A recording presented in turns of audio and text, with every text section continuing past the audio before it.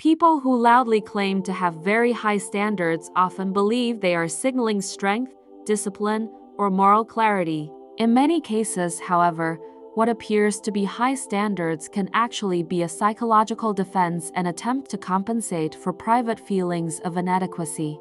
Human beings naturally construct identities that help them maintain a sense of worth. When someone feels uncertain about their own value, abilities, or status, they often look for external ways to reinforce the idea that they are superior or selective.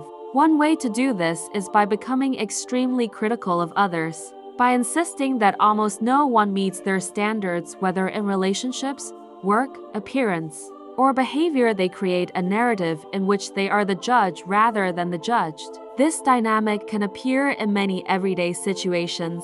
A person who constantly claims that no one is good enough to date may actually be protecting themselves from rejection. If they reject everyone first, they never have to risk discovering whether they themselves would be accepted. Similarly, someone who constantly criticizes coworkers for not meeting their expectations may be diverting attention away from their own insecurities about competence or performance.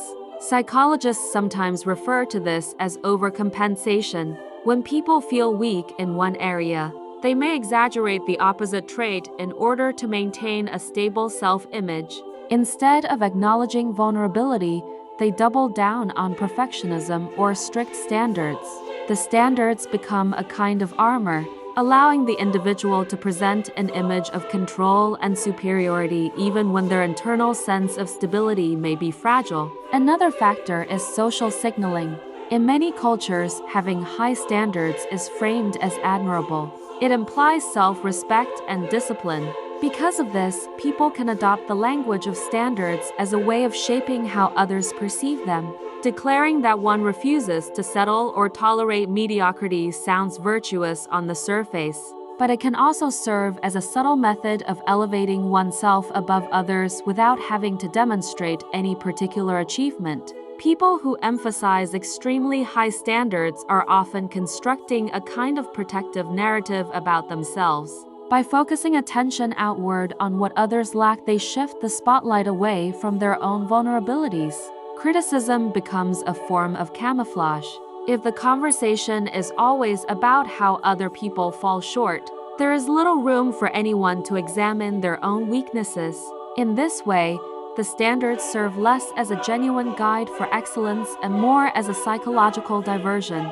The energy that might otherwise go towards self-examination is redirected into evaluation of others. What appears on the surface as selectiveness or refinement can therefore function as a strategy for avoiding exposure. The higher the standards become, the safer the person may feel from having their own imperfections questioned. Ironically, this pattern can isolate people from the very validation they seek.